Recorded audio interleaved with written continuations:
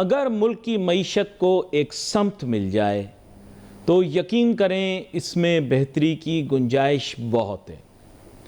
मुल्क की मईशत को सच पूछिए तो कोई समत ही नहीं मिल रही, और मसला दरअसल हुकूमत का है ही नहीं।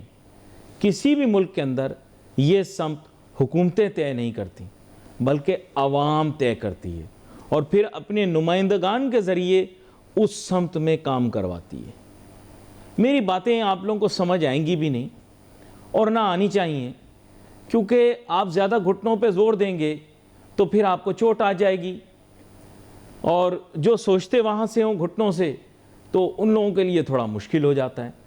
बात यह है कि हुकूमत को कोसते रहना कि हुकूमत मईशत की समत तय करे, ये सिर्फ़ और सिर्फ एक बेवकूफ़ी है। ये काम इस मुल्क की इंटेलिजेंशिया का और अवाम का है। अगर वो इसके ऊपर अपनी तवज्जो मरकूज़ कर दें कि मुल्क में महंगाई कम होनी चाहिए, तो यकीन कीजिए मुल्क में महंगाई कम हो जाएगी। मुल्क में महंगाई कम करने के लिए अवाम का कोई इरादा ही नहीं। आप कहेंगे नहीं साहब कैसी बात कर रहे हैं, तो ये हर वक्त तो शिकायत करते रहते हैं, तो बीवियां भी तो हर वक्त अपने खावंदों की शिकायत करती रहती हैं, तो अपना खावंद तो कभी नहीं बदलती ना। इसी तरह अवाम जो है वो भी महंगाई के मुतालिक शिकायत करती रहती है, लेकिन उनको महंगाई ख़त्म करने का कोई इरादा है ही नहीं, कोई जहन में ही नहीं है उनके। वो सिर्फ चाहते हैं शिकायत करने के लिए कोई मौजू मिल जाए तो वो महंगाई का मौजू ले लेते हैं। भाई ये सब इस चीज़ का तयन आपने करना है, जी आपने करना है कि क्या मुल्क में महंगाई होनी चाहिए नहीं होनी चाहिए। देखिए आजकल के माशी दौर में, इकोनॉमिक टाइम्स में, ये आपके लिए नेसेसरी है कि आपको समझना है कि आपका बड़ा अहम किरदार है। आप खुद ही कंफ्यूज हो, मिन हैसल कौम आप कंफ्यूज हो, आपको पता ही नहीं है कि करना क्या है। देखिए अगर कोई चीज़ महंगे दामों बिक रही है, आप उसको तकवीयत नहीं देना चाहते, आप उसे खरीदना बंद कर दें। गलत कह रहा हूं। कई मरतबा माजी में ये हुआ, फल का बायकाट हुआ, उसमें मीडिया को भी शामिल किया गया, भाई सारा मीडिया मिलकर हेल्प करे, फल का बायकाट कर दें। फल का बायकाट किया रमज़ान में, आपको याद होगा केले भी सस्ते हो गए। ये देखें अवाम तयन करती है ना, डिमांड और सप्लाई ये हुकूमत थोड़ी तय कर सकती है। कीमतों का तयन मैं वाज़े करता हूँ, कीमतों का तयन तलब और रसद की बुनियाद पर होता है और इसका सिर्फ और सिर्फ कंज्यूमर मौरजल इल्ज़ाम ठहराएगा। नहीं मेरी बातें ज़रा गौर से समझो ना, जज्बाती नहीं हो, इमोशनल होने से क्या फ़ायदा है। लोग तो आते जाते रहेंगे, ये सियासतदान आज गए कल कोई नए सियासतदान आ जाएंगे, इनकी शक्लें बदलती रहेंगी, महंगाई किसी के भी काबू में नहीं आएगी। हर बंदा यही कह के जाएगा पिछला वाला करके चला गया। इस आसरे नहीं रहना। इन लोगों ने तुम्हारे बच्चों को नहीं खिलाना भाई, तुम लोगों ने खुद काम करना है। अल्लाह ताला बड़ा राज़िक है, अल्लाह ताला ही खिला रहा है सारी कायनात को। नहीं ये मैं आपको जो बात बता रहा हूं ये आपने समझनी है। ये देखें सियासतदानों का इससे क्या लेना देना, या उनको इससे क्या गर्ज। जो वडेरे जो जागीरदार तबके के लोग हमारे मुल्क में हैं वो तो हर सियासी जमात के साथ है ना। पीटीआई आए तो उनके साथ भी वही आए थे, पीपल पार्टी आई तो वो भी उनके साथ हैं, नॉन लीग के साथ भी वही लोग हैं, सब जागीरदार वडेरे। ये कोई बदलेंगे नहीं। अगर कल को कोई जमातें बदल भी गई, अदली बदली हो भी गई, तो ये सब वही रहेंगे। और जो कोई जागीरदाराना निज़ाम के ख़िलाफ़ कोई सियासी जमात थी भी, तो अब उसकी हैसियत या वक़्त क्या रह गई पाकिस्तान में? कोई नहीं रह गई। ये तमाम के बारे में बात कर रहा हूँ। तो इसके मुतालिक देखिए आप लोग इसी में कंफ्यूज रहते हैं, तो आप लोग अपनी आंखें खोलें। महंगाई बढ़ाने में आवाम का भी किरदार है, ताजरों का भी किरदार है, सबका ही किरदार है। ये एक इज्तिमाई मसला है जिसको हुकूमत शायद हल न कर सके, क्योंकि उनके पास ना तो वसाइल हैं और ना वो इस समत में अभी इतना ज़्यादा सोच सकते हैं। यहाँ पर मेरे साथ बहुत ही अहम मेहमान शामिल गुफ्तगू होंगे, जनाब अतीक मीर साहब, और वो कराची की जो छोटे ताजरों की तंजीम है उसके लीडर भी हैं, कायद भी हैं, और उसके अलावा 12 प्रोग्रामों में आते भी हैं। वेलकम करता हूँ सर आपको शो में। अस्सलाम वालेकुम। वालेकुम अस्सलाम। अब बात यह है कि रमज़ान के महीने की आमद है और शैतान बंद हो जाएगा जी। तो आपका कहने का मतलब यह है कि तब बंद होगा ना, तो अभी तो फ़िलहाल तो खुला हुआ है और लोगों को नहीं, गुमराह उस वक्त कर रहा है। शैतान तो बंद हो जाएगा, शैतान के चेले खुल जाएंगे। वो काम में लग जाएंगे, आपका ये कहने का मतलब है? जी हाँ, कहीं आपको महसूस नहीं होगा इंसानों के किरदार से कि शैतान कैद में। नहीं, जखीरा अंदोजी का मामला बताइए। जखीरा अंदोजी हो रही है, महंगाई बढ़ाई जा रही है, कोई उसमें कोई रोक टोक, कोई निज़ाम की तेजी, कुछ आपने देखा?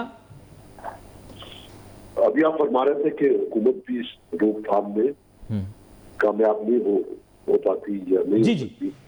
तो देखिए, हुकूमत जब चाहती है, जिस चीज में हुकूमत का फायदा है उसमें तो हुकूमत अपने लिए इस्तेमाल करती है।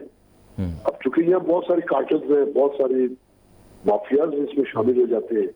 रमजान मुबारक में रोजेदार के तसर्रुफ की हर चीज उसको दानिशा तौर पर महंगा किया जाता है। और क्यों छापे नहीं पड़ते उस वक्त मजिस्ट्रेट भी मौजूद होते हैं। मजिस्ट्रेट तो देखिए ना, एक पावर रखते हैं। आज भी उन्होंने इतनी पावर इस्तेमाल की कि आशू सेंटर की 200 दुकानें सील कर दी।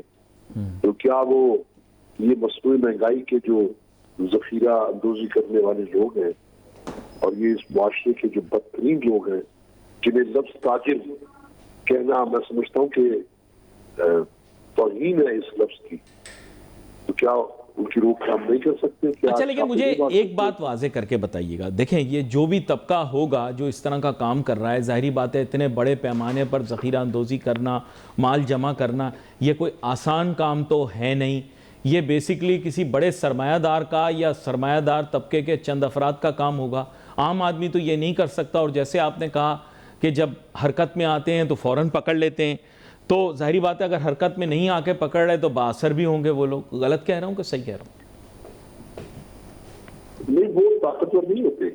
देखिए, जुर्म कभी ताकतवर नहीं हो सकता। अगर जरासीम डेटॉल पी जाए तो फिर डेटॉल किस काम का? बात असल में जुर्म कानून पर बाला पर उस वक्त होता है जब कानून उसकी बुराई में शामिल हो जाता है। तो यह मैंने आपसे अर्ज किया ना कि उनके बेनिफिशरीज होते हैं तमाम लोग जो इस तरह के वक्त में इनकी हर खराबी की रोकथाम के जिम्मेदार होते हैं। प्राइस को चेक करने वाले, जखीरा अंदोजी को रोकने वाले, नाजायज मुनाफा कमाने वाले जो लोगों की इनकी जिम्मेदार है, ये चाहे तो अपने रेट कायम कर सकते हैं, लेकिन अब भूल जाते हैं कि ये महीना क्या है। बस वो ऐसा लगता है जैसे वो उलमा कराम कहते हैं ना कि बरकतों और रहमतों का महीना है, लूट लो जितना लूट सकते हो। तो वो बरकतों और रहमतों को तो हटा देते हैं, वो लूट मार में लग जाते हैं कि लूट लो जितना लूट सकते हो। नहीं, लेकिन ये तो मेरे ख्याल ये एक मुनासिब अप्रोच तो नहीं होगी। लेकिन सच पूछें तो इस वक्त पर तलब और रसद का जो मामला है वो मसनूई भी पैदा किया जा सकता है और हकीकी भी होता है। उसकी वजह यह है कि रमज़ान के अंदर जहाँ खुराक कम कर देनी चाहिए लोग खुराक बढ़ा लेते हैं, और जहाँ कम खाना चाहिए, मुनासिब खाना चाहिए, वहाँ पर 12 घंटे में 3 गुना खाने की कोशिश करते हैं ताकि 12 घंटे जो बकियाँ हैं, तकरीबन इस दफ़ा रोज़ा इतना लंबा नहीं होगा सर्दियों में, तो उन 12 घंटे में भूखे रह सकें। तो अब 3 गुना ज़्यादा तो अपना पेट कैसे भरा जा सकता है? चलो अल्लाह ताला ने मना नहीं किया, लेकिन कुछ तो इंसान भी इस मुतालिक सोचता है। क्या कहते हैं आप? देखिए अली भाई, हैरत की बात तो ये है कि एक तो किल्लत से कीमतें बढ़ती हैं, यह ऐसा नहीं है। हर चीज वाफर मौजूद है। यानी जितने भी रिटेल हैं, ठेले हैं, दुकानें, हर जगह आपको भरपूर अशिया की, जिस तरह आप देखते हो, एक मैं इसका बिल्कुल एंटी आपको बताता हूँ।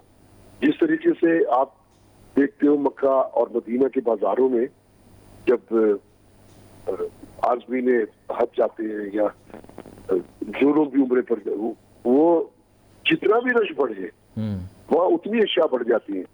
यहाँ पर भी सूरत ऐसी ही है कि अशियाए खुर्द नोश की कमी नहीं है, अलबत्ता कीमतें बढ़ जाती हैं और 3-3 गुना 4-4 गुना कीमतें बढ़ा देते हैं। भाई, सबसे ज़्यादा बिकने वाले आइटमों में सबसे ज़्यादा पाकिस्तानी एक तो बेसन बहुत खाते हैं, और इतने पकोड़े इसमें खाते हैं कि फल फिर है। हमारे शक्ल और हमारी जिसामत भी पकोड़े जैसी हो जाती है। और दूसरा ये कि हम लोग चना बहुत ख़रीदते हैं, जो साबुत चना है, क्योंकि एक इनको चाट खाने का बहुत शौक़ है, दूसरा पकोड़े। तो ये 2 आइटम तो बहुत ज़्यादा इनकी डिमांड बढ़ जाती है, ऐसा हमने सुना है, हो सकता है गलत हो। देखिए, फाका लफ्ज ये रोजे से जुड़ा है जी हम रोजे में एक लंबे काफी टाइम के जी फाका जी करते हैं और उमूमन ये रियाजत है नफ्स की। जी जी लेकिन उलट हो जाता है, लोग रोजा रखने के बाद जब ये सोचते हैं कि अब जब इफ्तार की टेबल हो तो वो किसी चीज से खाली ना हो, वो बजाय इसके कि वो नफ्स को उससे कोई तकवीत मिले, उल्टा आपका आजमा खराब हो जाता है, पेट खराब हो जाता है। वो कहते हैं रोजा जिस्म की ज़कात है, तो जिस्म घटना चाहिए। जब ईद उल फितर आती है तो बेशतर दसब की बात है, बेशतर रोजेदारों का वजन बढ़ जाता है। तो ये कैसी जिस्म की ज़कात है?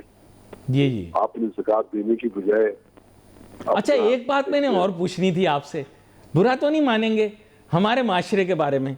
मैंने सुना है रमज़ान बहुत मुबारक महीना, बल्कि दीनी एतबार से सबसे मुबारक महीना तस्वर किया जाएगा, तो इस महीने में शादियां क्यों नहीं करते? क्योंकि नाच गाना नहीं हो सकता, इसलिए ऐसे ही पूछ रहा हूँ। वैसे तो मुबारक महीना है, इस महीने में बहुत सारी शादियां होनी चाहिए, निकाह होने चाहिए, इसमें ये रिश्ते जुड़ने चाहिए, है ना? तो इसमें क्यों नहीं करते? वो नाच गाना नहीं कर सकते, म्यूजिक नहीं लगा सकते, इसलिए नहीं करते। ऐसे ही पूछ रहा हूँ मैं आपसे। शायद इसकी वजह कुछ वक्त बहुत महदूद हो जाता है और जाहिर है कि रोजे के जो मामलात हैं टाइमिंग के हिसाब से वो डिस्टर्ब होते होंगे, जो मेरा ख्याल है। लेकिन वो शादियों की नहीं, लेकिन एक भी शादी का ना होना, एक भी दावतनामा ना आना बड़ी अजीब सी बात है। वैसे तो हर कोई बरकतों के बारे में और फजाइल रमज़ान के बारे में बड़े बड़े लेक्चर देते हैं। अल्लाह ताला ने ये मौका दिया है, हम सब लोग जो हैं वो बहुत सारे लोग असर के टाइम पे कर लें शादी, ये तो अच्छी बात है। मेहमानों को कुछ खिलाना भी नहीं पड़ेगा, सादगी के साथ मामला हो जाएगा। क्यों भाई, क्या ख्याल है आपका? निकाह वगैरह की तकरीबात तो मैंने देखी है रमजान मुबारक में, और शादी के लिए जो एहतमाम करते हैं, जो तकरीब मुनक्किद की जाती है, वो फिर ईद के बाद। बहरहाल ये इसमें कोई यकीनन लोगों की सहूलत होती होगी, इस पर मैं समझता हूँ कि हम एक बात ही कर सकते हैं। बाकी लोग अपने तौर पर बेहतर समझते हैं, क्योंकि क्या रमजान में क्यों नहीं शादियां हो सकती। हाँ, बस वो फहम मुझे समझ में आ गया, पता तो आपको भी है, मुझे भी पता है। लेकिन बात यह कि मैं इस कौम के कौलो-फेल के तज़ाद के मुतल्लिक ज़्यादा बात नहीं करता, क्योंकि मैंने सुना था ये कौलो-फेल के तज़ाद को क्या कहते हैं इंग्लिश में? इंग्लिश में कुछ कहते हैं इसको, पता नहीं, खैर छोड़ें, मैं इस बारे में बात नहीं करूँगा। आप उर्दू में क्या लें, इंग्लिश में क्या नहीं, क्या जो नहीं, समझ तो ये कौम गई है सर, हर बात इनको समझाना थोड़ी ज़रूरी है। जो कौम को आप एक बात बताएं, पाकिस्तानी कौम को, ये फ़ौरन आपको कहेंगे कि तुम्हें कुछ नहीं पता, हमें पता है। जिस आदमी को आप इस्लाह की बात बताएं, वो कहेगा मुझे आटे का, गेहूं का और कनक का दाम पता है, मुझे मत सिखाओ। मुझे पता है इस कौम को सिखाया कुछ नहीं जा सकता, इनसे सीखा जा सकता है, लेकिन जो सीखा जा सकता है वो फैमिली शो है, बता नहीं सकता कि क्या सीखा जा सकता है। खैर एनीवे, आगे चलते हैं। मैं आपके सामने यही महंगाई के नुक्ते पे एक और बात करूंगा। ये बाइकाट का सिलसिला तो इस दफ़ा नहीं करवाएंगे आप, क्योंकि बाइकाट से कहते हैं चीज़ें सस्ती हो जाती हैं। देखिए, दुनिया में ट्रेंड ये चलता रहता है इस तरह का कि लोग किसी चीज का बाइकाट करते हैं। जी जी। लेकिन हमारे यहाँ चूंकि उनको हर सूरत अपने दस्तरखान पे दही बड़े भी चाहिए, उनको चना चाट भी चाहिए, उन्हें फल भी चाहिए, शरबत भी चाहिए, तो ये रोजा चूंकि एक ख्वाने एक नेमतों का लोग समझते हैं कि ये जरिया होना चाहिए। जबकि मैं एक बात कहता हूँ कि आप रोजे में सादगी अपनाएं, अपने नफ्स की एक तहारत की तरफ तवज्जो दें। ये ट्रेनिंग का महीना है, इसमें आप अपने नफ्स की ट्रेनिंग करें, सोच के एतबार से, जिस्म के एतबार से, इबादत गुजारी के लिहाज से। लेकिन अब आपने खुद इतनी बातें की हैं इस बारे में, ये बात कहते हुए भी यकीनन शर्म आती है। एक मुसलमानों का एक सबसे अहम महीना होता है हर लिहाज से उसमें इस तरह की बातें हो जाना। वो कौन लोग होते हैं, हम ये भी नहीं कह सकते ये मुसलमान नहीं है। दुख इसी बात का होता है कि ये सब मुसलमान है जो एक दूसरे की मजबूरी से फायदा उठाते हैं। ये बड़ा अहम नुक्ता है जो कि आपने पेश किया। मेरे पास वक्त मुख्तसर था, आप शुक्रिया आप शो में हमारे साथ शामिल हुए। मैं अपने जहन में नाजरीन यही सोचता रहता हूँ कि ये रमज़ान का महीना है, बहुत मुबारक महीना है, सबसे मुबारक महीना। जो कुछ मैंने सुना समझा पड़ा है, लेकिन आप लोग इसमें शादी नहीं करते हो, निकाह नहीं करते हो, क्यों नहीं करते हो? मुझे पता है आप लोग क्यों नहीं करते हो, आपको भी पता है कि आप लोग क्यों नहीं करते हो। पूरा दिन फ़ज़ाइल रमज़ान के मुतालिक बताते हो, पूरा दिन बताते हो रमज़ान के क्या फ़वाइद हैं, लेकिन इतना नेकी का काम नहीं करते हो। आप लोगों को मैं बहुत पहले समझ गया था, मुझे और मज़ीद समझने की ज़रूरत नहीं। इसीलिए मैं आप लोगों की कही बात कोई सुनता नहीं और अपनी कही भी बात ज़्यादा इसरार के साथ समझाता नहीं, क्योंकि आप लोग सिर्फ अपने मुफाद की सुनते हो, अपने मतलब की सुनते हो। एक छन्ना है आपके पास, उस छन्ने में से सिर्फ वही बातें निकलती हैं जो आपके अपने गर्ज की होती हैं। जो सही होती हैं वो बातें भले अगर आपके गर्ज की ना हो, आप उन्हें छन्ने में से निकाल देते हो, फेंक देते हो और फिर कहते हो कि मुल्क का ये हाल क्यों है। मुझे कोई ज़रूरत नहीं आपकी इस्लाह करने की, इसीलिए मैं मईशत का प्रोग्राम करता हूँ। और यकीन करो, मैं चाहता तो कुछ ऐसे सवालात पूछ देता, रोज़ वायरल होता, रोज़ वायरल, लेकिन मुझे जो है वो बड़ी घबराहट होती है कि कोई भी ऐसी बात करूं कि जिसकी वजह से मैं मशहूर हो जाऊं, क्योंकि इस मुल्क के अंदर मशहूर होना भी एक बड़ी मुसीबत की बात है। हमारा तो मईशत का प्रोग्राम है, मैं माशी मौज़ूआत पे बात करता हूं, आप सियासी मौज़ूआत पे बात करते हैं। आप मुझे बताएं कि मईशत के मुतालिक तो फिर भी कोई हल हासिल करने के लिए कोई काम किया जा सकता है, लेकिन सियासी मसलों के मुतालिक कोई हल निकाला जा सकता है इस मुल्क में? नहीं, आप मुझे बताएं ना, तो वो करो ना जो आप कर सकते हो, माशी हल निकाल सकते हो, उस पर बात करो। सियासी मसले का हमारे मुल्क का कोई हल है? मैं बात करूं क्या सियासत के ऊपर? आपको भी पता है सियासी मसला क्या है, छोड़ दो ना, नहीं हल होने का। जो हल होने का माशी मसला है उस पर फोकस करो। आज सब सर जोड़ के बैठो, हुकूमत करेगी, हुकूमत क्यों करेगी? आप बैठो, सोचो अपने जहन के अंदर। वैसे तो हर मसले का हल बता देते हो, हैं? ये हमारे वसीम भाई हैं बड़े प्यारे, इनसे कोई आप दवाई पूछ लें, ये अपनी मर्जी की दवाई आपको लिख के दे देंगे। हकीम भी बने हुए हैं और ये अकेले नहीं है, 25 करोड़ हकीम है इस मुल्क के अंदर। आप कोई दवाई पूछें इनसे, ये आपको दवाई बताएंगे। अभी वर्जिश बता रहे थे, हर बंदा यहाँ पे वर्जिश और कसरत का मास्टर भी है। आप मुझे बताएं क्या आप लोगों को नहीं आता? छोड़ो, मैं असल में तदरीस से मेरा ताल्लुक है, मईशत और इक्तसादियात मेरा मौजू है। मैं पढ़ाता ही नहीं, किसी को बताता ही नहीं। आपकी कौम, आपके मुल्क के लोग इतने फनकार हैं कि मैं किसी को मईशत के मुतालिक बताना शुरू करता हूं, कहते हैं नहीं, आप गलत बोल रहे हैं, मैं ऐसा ही बोल रहा हूं, हमारे पास सब कुछ है, हर सवाल का जवाब हमारे पास सब कुछ। ठीक है यार, आपके पास है, अल्लाह आपको खुश रखे। आप जिस तरह की बातें करते हैं तो फिर आप इतने मसाइब का शिकार क्यों?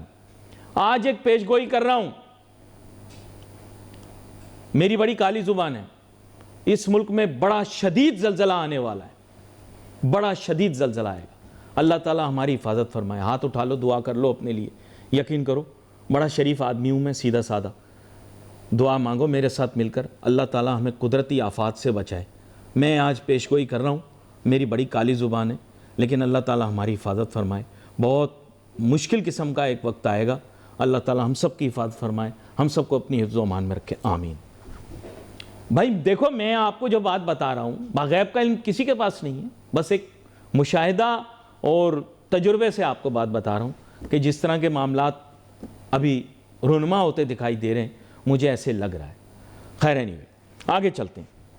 हाँ, किसी बशर के पास गैब का इल्म नहीं है, नाउज़ुबिल्लाह, गैब का इल्म किसी के पास, किसी बशर के पास नहीं है। हालात, मामलात, वाक़यात और तजुर्बे और मुशाहिदे से आपको बता रहा हूँ ये बात। खैर आगे चलते हैं। बात ये कि मुल्क के अंदर मईशत को ठीक करना बहुत ज़्यादा अहम है। और जो बात मैंने की उस पस मंज़र के अंदर आपको ये भी बता दूं कि तोल में गड़बड़ भी एक बहुत बड़ा मसला है जो रमज़ान में आपको बहुत ज़्यादा देखने में आएगा। हाँ, यहाँ पर हुकूमत हरकत में आ सकती है, भले कीमत पे काबू ना रख सके, लेकिन तोल में गड़बड़ जो बहुत ज़्यादा हो रही है, इसके लिए वेट्स एंड मेजर्स का बाकायदा एक डिपार्टमेंट मौजूद है। ये जो बाट हैं, ये फल वालों के पास जो बाट पड़े हुए होते हैं। आप लोग तो यार ज़्यादातर मतलब ये है कि बाकी सब लोगों की जो मीडिया में बात सुनते हैं वो तो कभी मेरे ख्याल से सौदा वौदा खुद ख़रीदते नहीं, लेकिन तोल में जब भी आप चीज़ को देखें तो आपको तय्युन देखें, अगर कोई 1 किलो आपको कीमत बोल रहा है तो फिर 1 किलो के हिसाब से ही उसे माल देना चाहिए। अगर तोल में 900 ग्राम है तो फिर गलत है। और ये बहुत जगह हमारे मीडिया के ही लोगों ने पकड़ा है कि भाई लोगों ने बाट गलत रखे हुए, अच्छी ऊंची दुकानों ने अपने पास वेट्स एंड मेजर्स गलत रखे हुए। मिठाई की दुकान वाले भी जो हैं भाई मावरा नहीं है, डब्बे के साथ कीमत लगा रहे हैं। देखो जुल्म। अब हमें ज्वाइन कर रहे हैं अब्दुल रऊफ इब्राहिम साहब, मारूफ ताजुर रहनुमा। वेलकम करता हूं आपको अब्दुल रऊफ साहब। जी शुक्रिया शुक्रिया। अब्दुल रऊफ साहब, लोगों में अजीब सी बेचैनी सी पाई जा रही है, क्योंकि इस दफ़ा तो खैर हमारी तवज्जो मुकम्मल तौर पे हटा दी गई है। तो मेरे ख्याल से कौम की तवज्जो इस वक्त वर्ल्ड कप पे लगी हुई है और मुल्की हालात भी कुछ आपको पता है पिछले हफ्ते में बिगड़ गए। हकीकी मसाइल से तो तवज्जो बिल्कुल हट चुकी है, लेकिन महंगाई का मसला हर शख्स के साथ जुड़ा हुआ है। क्या इस रमज़ान के अंदर भी महंगाई उरूज पर होगी? देखें, असल में उरूज और जवाल दोनों हमारे हाथ में, ये बात मैं आपको क्लियर कह रहा हूँ। इसकी वजह यह है कि देखें, जब होलसेल पे जो चीज मिलती है, जैसे आपको मैं हवाला दे रहा हूँ कि बेसन 205 रुपए जो बेसिक रमजान की खुराक है और हर दस्तरखान की जीनत होता है, और काला चना जो चने की दाल होती है वो भी नीचे आ चुकी है बहुत, यानी 205 रुपए बेसन है, लेकिन आप लेने जाएंगे तो 350 रुपए का रिटेल में मिलेगा। और आप दाल चना भी लेने जाएंगे तो ये 192 रुपए की किलो मिल रही है दाल, और आज 350 रुपए की मिलेगी। तो ये 35% जो डायरेक्ट कंज्यूमर लुटता है। महंगाई महंगाई महंगाई महंगाई वहां नहीं है। आप पल्सीज का 80% इम्पोर्ट है, जिसमें इंटरनेशनल बाजारें हमारी गिर चुकी हैं। माश ले लें, मसूर ले लें, काबुली चना जो किसी टाइम पे 400 रुपए किलो होलसेल में बिका करता था, आज 192 रुपए में है। लेकिन आज भी चले जाएं, छोटा चना काबुली 400 रुपए किलो मिलेगा। तो ये कोराम नहीं तो क्या है?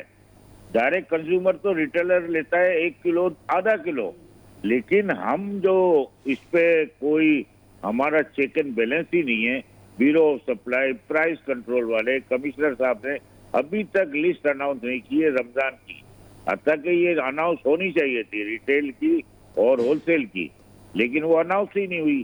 तो ये तो लम्हा फिक्री है कि हम महंगाई का रोना जरूर रोते हैं, लेकिन महंगाई कहाँ अफेक्ट करती है? लेकिन मेरी एक तजवीज़ है, पता नहीं आप उससे इत्तेफाक करें नहीं करें।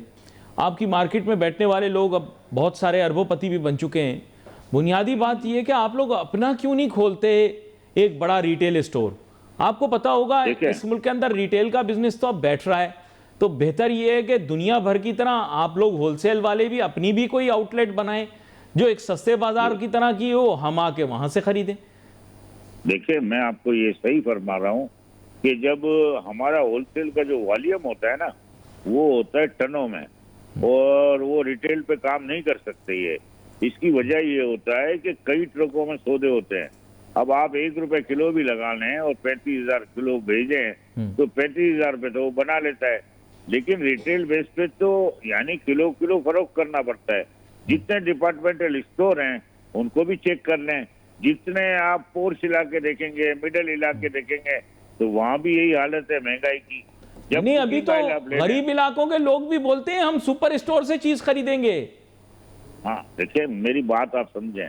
हाँ। गरीब इलाकों में महंगाई है, ये मैं बता रहा हूँ आपको। हाँ। अब आप डिपार्टमेंटल स्टोर में जाएंगे तो बड़े वॉल्यूम में काम हो रहा है। हाँ। और मैं आपके टीवी के तवज्जो से ही कहना चाह रहा हूँ कि देखें, दालों में मुसलसल कमी वाक़ई हो रही है। दूसरी जो बेसिक हमारे पास जो ज्यादती हो रही है वो हो रही है आटे में।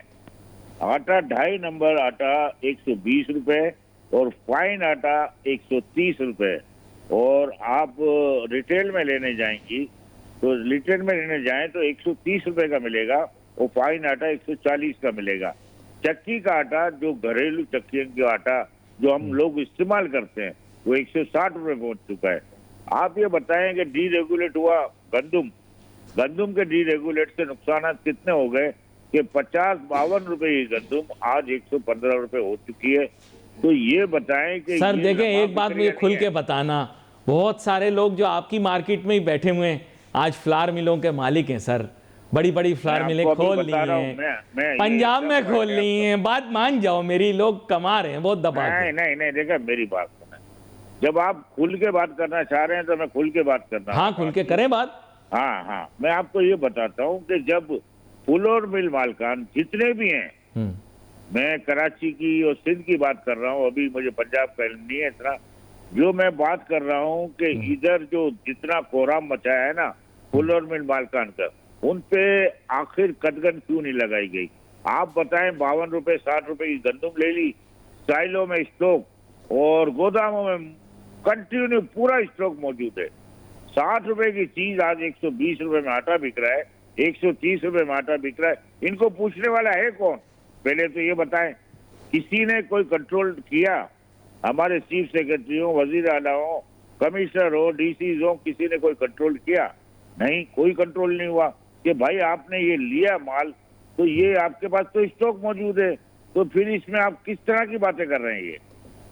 ये हमें सोचना पड़ेगा इस मुल्क के वतन के लिए। हमें सोच आ ही नहीं रही। आप एक 35,000 वाला या 40,000 वाला ग्रोसरी लेके दिखाए, बिल भर के दिखाए, गैस के बिल, इलेक्ट्रिक के बिल, कोई कपड़ा लेके दिखाए, कोई स्कूल की फीसें लेके दिखाए, कोई दवाई लेके दिखाए, हो ही नहीं सकता, पॉसिबल ही नहीं है। नहीं लेकिन वो एक खैरात पल- तो बहुत कर रहे हैं। आप जिस मिल वाले के पास चले जाएं बहुत खैरात कर रहे हैं, वो खैरात बहुत कर रहे हैं, चीज सही देखें, रेट पे नहीं दे रहे, ये क्या एक- बात है? एक मैं बताऊं आपको, खैरात किस चीज की, मैं आप बात को समझें। अभी जब अवामी आटा 107 रुपए का मुकर्रर किया है, आप ऐसा करें, कोई फ्लोर मिल पे चले जाएं, 50 थैले पड़े होंगे 10-10 किलो के, उस पे लेडीज को देते हैं एक एक थैला। ये तो हमारा मुल्क ही पता नहीं किस तरफ जा रहा है, और ये हमारा शहर भी यतीमों में जा रहा है। और यकीन माने कि आने वाले दिन जो आप कह रहे हैं खैरात, तो आप नमाजें पढ़े जाएं और रोजे रखे जाएं और नाजायज नफा कमाते जाएं। हुकूकुल इबाद की कोई अहमियत नहीं है आपके पास। नफा भी रेशो हो, कोई 10% हो, 5% हो, ये नफा डबल किसी तारीख में लिखा हुआ है। अगस्त से ये मुसलसल चला आ रहा है, अगस्त, सितंबर, अक्टूबर, नवंबर, दिसंबर, जनवरी और फरवरी, आप 7 महीने हो गए कंटिन्यू 100 रुपए गंदुम और 115-20 रुपए में आटा बिके ही जा रहा है। अच्छा मुझे बताएं, चीनी के डीओ अभी भी घुमा रहे हैं मार्केट के अंदर लोग? देखिए, चीनी में तो अभी नहीं हो रहा है काम। इसकी वजह यह है कि चीनी का क्रॉप हमारा दुनिया में बढ़ा हुआ है, और पाकिस्तान में 20% एक्सेस है क्रॉप, और ब्राजील, वियतनाम, थाईलैंड, इंडिया, वो उनके पास बहुत बड़ा क्रॉप है, जिसको इंटरनेशनल बाजार नीचे आ चुके हैं। तो अभी कोई ऐसा इस पे होगा भी नहीं। ये 139 रुपए में होलसेल में चीनी बिक रही है, लेकिन रिटेल पे आज भी 150 में बिक रही है। इकदाम उठाएगा कौन? आप जो कंज्यूमर डायरेक्ट अफेक्ट करता है वो रिटेलर है, लेकिन इसमें कोई कोहराम हमारा बचा हुआ है, कोई देखने वाला ही आवाम नहीं है, को तो इससे हम क्या कोई गर्ज नहीं है। आवाम हमारी खाली जो है ना, आप इनसे रोना गाना करवा लें, या अमली तौर पे कुछ करने की अहलियत नहीं रखते। ये आपने जैसे कहा कि कंज्यूमर करे, ना कंज्यूमर करेंगे और ना इनकी जो जमातें बनी हुई हैं कंज्यूमर के हकूक वाली वो कुछ करेंगी। आप मुझे बताएं, किसी ने आवाज़ उठाई बाइकआउट मसले का हल है? आप बोलते हैं बाइकआउट कर दो, बाइकआउट कर दो, मत लो आटा, मत लो चीनी, मत लो। इसके बगैर गुजारा हो सकता है? आप मुझे बताएं। नहीं, मेरे को एक बात बताओ, बाइकाट पे देखिए हर चीज बाइकाट कर सकते हैं आप, लेकिन आटे पे नहीं कर सकते। नहीं कर सकते। आप बताएं एक कुंबे में 8 आदमी है, 10 आदमी है, वो 10 किलो थैला लेके जाता है, जो 660 रुपए का 10 किलो का थैला मिलता था, आज 1300 रुपए का मिल रहा है, तो वो 4 दिन में तो खपत हो जाती है। Yes. तो वो कहां से अफोर्ड करेगा? रोटी और पानी से गुजारा कर रहा है, कोई माने या ना माने। अभी जो राशनिंग का सिलसिला चल रहा था हमारे यहाँ, आई एक्सेप्ट योर पॉइंट, आपके पॉइंट को मैं बिल्कुल मानता हूं, लेकिन सबसे बड़ा प्रॉब्लम यह है कि सर इस इशू को रिजॉल्व करने के लिए हमारे पास कोई मैकेनिज्म मौजूद नहीं है। प्राइस कंट्रोल के लिए जैसे आपने कहा कि लोग अपॉइंट तो किए जाते हैं, लेकिन ऑब्वियसली अब वो तो पॉइंट प्राइस लेंगे फ्लोर मिल से, फ्लोर मिल वाले आप लोगों के पास भेजेंगे, आप लोग अपने 10 रुपए रख लेंगे, ऊपर आप दे देंगे मार्केट के अंदर, रिटेलर उसके ऊपर जितना लगा ले। आई डोंट नो कंट्रोल में है कि नहीं है। देखिए मैं आपको बताऊं, एक बात आप भी समझें, जो आप सवाल कर रहे हैं अच्छा है कि क्लियर बात हो। अगर आप ये जो फ्लोर मिल वाले उनको पहुंच बेचते हैं होलसेलर को, देखें यहाँ तो पहुंच बिक गया, अब यहाँ से जो रिटेलर लेके जाएगा तो 2 रुपए अखराजात आते हैं, उनको 5-5 किलो की थैली बेचनी पड़ती है। यहाँ वॉल्यूम में काम होता है, तो वॉल्यूम में उनको नफा ज्यादा है होलसेल को, 1 रुपए किलो में भी कमा लें तो बहुत है। तो ये एक इंटरनेशनली आप देखेंगे कि एशिया की सबसे बड़ी मार्केट है कराची होलसेल ग्रोसरी। भाई चावल वाले ये सारे वैसे आप ही की मार्केट से निकले हैं, टू बी वेरी फ्रैंक, सारे आपकी मार्केट से निकले हैं, फ्लावर मिल वाले हों या राइस मिल वाले हों, ये सब आपकी मार्केट से निकले हैं। कोई एक टेबल पे बैठता था, कोई एक खोखे पे बैठता था, आज देखो बड़ी बड़ी मिलें लगा ली इन्होंने। देखिए मैं आपको ये गारंटी के साथ कहता हूँ कि जिसकी 2 मिलें थी वो 10 मिलों का मालिक हो चुका है। मान गए ये डीरेगुलेट करने के बाद, मैं बता रहा हूँ ये डीरेगुलेट की पॉलिसी अच्छी नहीं थी। ये प्रोक्योरमेंट कोई फूड सिक्योरिटी का तो ख्याल करते हैं ना गंदुम में, वो किया ही नहीं गया। अरे आप इनके साथ बात करने के लिए जाओ, आपको तरस आ जाएगा, ऐसे आपको रोती हुई निगाहों से देखेंगे कि ये काम में तो मुनाफा ही नहीं है, हम तो करके फंस गए, फ्लावर मिल बना ली, अब समझ नहीं आ रहा, इखराजात बहुत हैं। आप इनके साथ बैठो 15 मिनट, आपको ऐसा परेशान कर देंगे, आप कहोगे यार मेरे से कुछ पैसे ले लो आप। नहीं, मैं आपको बताऊं, हर आदमी अपनी बांसुरी बजाता है, लेकिन अपनी बांसुरी बजाने से हल नहीं होता। हकीकत पसंद बने ना, कोई बात करे तो दलील से करे ना, दलील के बगैर तो काम नहीं होता ना। अगर आप दलील भी नहीं दे सकते उनको, आप उनको बुलाएं, प्रेस कॉन्फ्रेंस अलग करते हैं वो, और प्रेस कॉन्फ्रेंस में भी वही चूना लगाते हैं, तो कब तक चलेगा ये पाकिस्तान, कब तक चलेगा कराची? अरे वो तो कह रहे हैं हम कम रेट पे देने के लिए तैयार हैं, आप सुने तो उनके जो नुमाइंदगान होते हैं, कहते हैं हम तो कम रेट पे देने के लिए तैयार हैं, हम कब मना कर रहे हैं? अरे कम रेट पे कहाँ दे रहे हैं? अवामी आटा 105 रुपए, 107 रुपए मिलता कहाँ है ये बताओ ना। वो मुझे पता नहीं, वो तो अब आप लोग ही बताएंगे, उसमें तो फिर आप रेसिपिएंट हैं, आप लोग बोलेंगे भाई हम, हमारे पास तो बाद में पहुंचेगा ना। हम बोलते हैं कि आप सस्ता दे दो, हाँ। नो प्रॉफिट नो लॉस पे हम रमजान में काम करने को तैयार हैं। हम बोलते हैं पूरी कराची होलसेल, कराची की तमाम अमल करने को तैयार है, क्योंकि आप ये समझे कि अगर रमजान में 70 गुना सवाब है ना, अल्लाह ने रखा है ना कि 70 गुना आपको सवाब मिलेगा।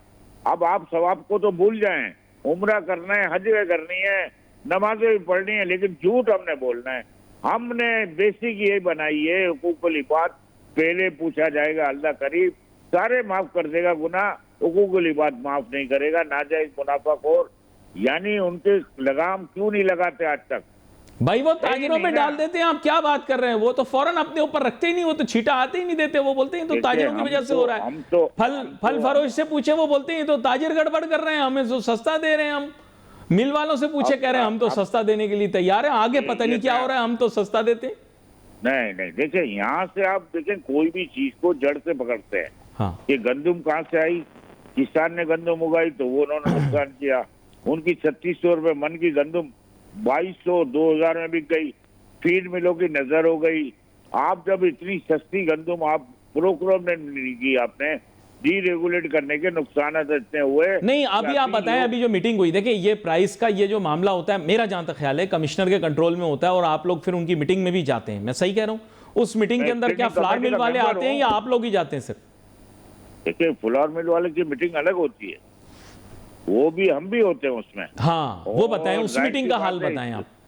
देखिए हम मीटिंग में यही बात करते हैं, लेकिन हमारी मुखालफत ज्यादा होती है। इसकी वजह ये है कि सच सुनना नहीं चाहता कोई। अब ना सुने तो हमें तो आवाज देनी है, अजान देनी है, कोई नमाज पढ़े कि ना पढ़े।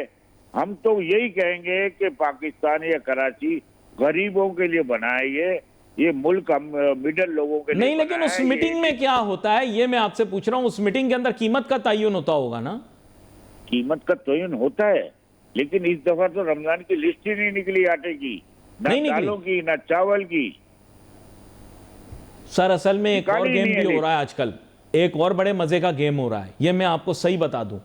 मिल वाले, चाहे राइस मिल वाले हों या आटा मिल वाले, इन्होंने अब अपनी पैकिंग शुरू कर दी है। ये कह रहे हैं भाई अब हम बीच वाले आदमी को रखेंगे ही नहीं, सब हमारे कंट्रोल में होगा। सब ने शेजोर वगैरह खरीद ली हैं, सब बोल रहे हैं दुकानों पे माल हम खुद पहुंचाएंगे, सस्ते बाजारों में माल हम खुद पहुंचाएंगे।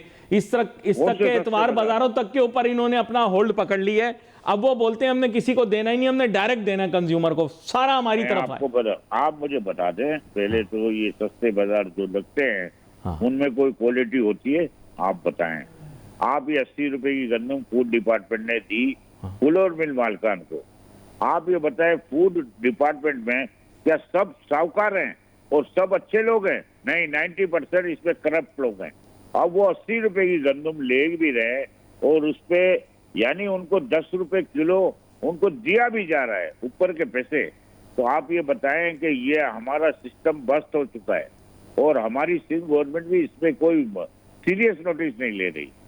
जैसे पंजाब काम कर रहा है ना, इसी तरह हमें काम करना चाहिए। हमें पंजाब को, वो हम नहीं कहते कि पंजाब अच्छा काम कर रहा है, लेकिन वो वहाँ एकदम उसके प्राइस कंट्रोल बहुत सिस्टम अच्छा है, यहाँ नहीं है। यहाँ हमारा एक इश्यू बनता है, साना है, गुल प्लाजा, कभी ये, तो हमारे इश्यू से हमारे ध्यान हट जाता है और हमारी खुराक पे किसी को ध्यान नहीं है कि गरीब नहीं। मैं तो आपको इसलिए ये देखें इस तरह के सवाल पूछ रहा हूँ, थोड़े शायद मीडिया के ऊपर पूछे नहीं जाते। अब जैसे हमारे यहाँ पीली दाल है, मसूर की दाल ना सबसे ज्यादा कंज्यूम वो भी होती है, चने की दाल भी कंज्यूम होती है, लाल दाल होती है, मसूर की लाल दाल होती है। हाँ, लेकिन अब मूंग दाल में देखें, मूंग दाल में मैं आपको बताऊं, हाँ बताएं कि मूंग दाल में मूंग और मोट दाल दोनों मिक्स होती है तो 180 रुपए रेट है, होलसेल में लिखा हुआ है। लेकिन आप जाएंगे तो किसी को मूंग दाल असली मिलेगी भी नहीं, और ये आपको लिख के दे रहा हूँ। और ये जो चने की दाल है, ये येलो पीस की दाल होती है जो 135 रुपए किलो बिकती है, जो आप गांव गोठों में, यानी आप इंटीरियर में जाएंगे या सोरापुर से आगे निकल जाएंगे, जो गरीब इलाके हैं, वहाँ तो पकौड़ों में चने की दाल ही नहीं होती, येलो पीस की दाल होती है, मटर दाल होती है, उसका बेसन बनता है। वो दोनों एक शक्ल होता है। लेकिन आप इसको चखेंगे ना, जबान पे लगाएंगे आटे को, आपको कड़वाहट महसूस होगी और उसमें मसाले लग के पकौड़े बन जाते हैं। जी जी। अब ये हमारे यहाँ कोहराम है ना, ये यानी हर जगह लूट मारी लगी हुई। नहीं, ये जो आपने बात बताई, एक सेकंड दोबारा से मैं आपसे समझता हूँ। आपका कहने का मतलब ये कि जो पीले मटर की दाल होती है, ये बेसिकली ये एक और चीज़ है, ये वो चीज़ नहीं है, और हम इसको इस्तेमाल भी कर रहे हैं और इलाकों में गांव देहात में ये यूज़ हो रहा है एज अ चना या एज अ बेसन। सही कह रहा हूँ? हाँ, चने की दाल का बेसन। हाँ, एज अ चने की दाल का बेसन, लेकिन है नहीं। आप बोल रहे हैं है नहीं, वो नहीं। देखें, जहाँ क्वालिटी वाइज है वहाँ 205 रुपए, और अगर येलो पीस की दाल अब सब बेचेंगे तो गरीब लोगों को पता ही नहीं है येलो पीस की दाल होती क्या है। दोनों का बेसन एक साइड रखें और दोनों को एक जबान पे रखें तो आपको कड़वाहट महसूस हो जाएगी। असल में हिंदुस्तान में ये बहुत चलती है, भारत में ये बहुत चलती है, ये येलो पीस जो आप बोल रहे हैं, वहां पे बहुत खाया जाता है, शायद इस वजह से। इसकी वजह होती है, इसकी वजह है। देखिए, ये निमको में ज्यादा इस्तेमाल होता है, इसमें तेल कम पीता है, और दूसरा ये निमको में, और जो आप पकोड़े वगैरह इस्तेमाल भी करेंगे तो इनमें तेल कम पीता है। और हमारा तेल का जो रेट है वो 478 रुपए वैक्यूम, और बाकी ब्रांडेड तेल 650। अच्छा, एक्सक्यूज मी, अब आप खुद ले आए तेल की तरफ मुझे। सर, ये तेल वाला गेम भी तो जरा समझाएं। मैंने तो सुना है सबसे अच्छा कारोबार यही है। मैंने तो सुना कि काफी दफा वो PSQSR, क्या नाम है उसका, PSCSR CSIR, उन्होंने भी इनको चेक किया। तो आपके यहाँ जो तेल है, खाने का तेल, इसके कारोबार में तो जितना मुनाफा है, इतना मुनाफा तो टीवी पे कहना नहीं चाहिए, उस चीज में भी नहीं है। तो क्या ये चक्कर क्या है? ये क्या, मुझे भी कोई ये कारोबार मुझे भी सिखाएं।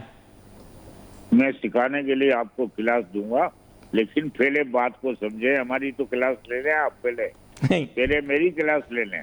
मैं ये बता रहा हूँ कि वैक्यूम तेल, जो हमारा जो इम्पोर्टेड तेल आता है, पाम ओलियन, ये आता है बल्क क्वांटिटी में, और इसकी खपत है सालाना 36 लाख टन सालाना।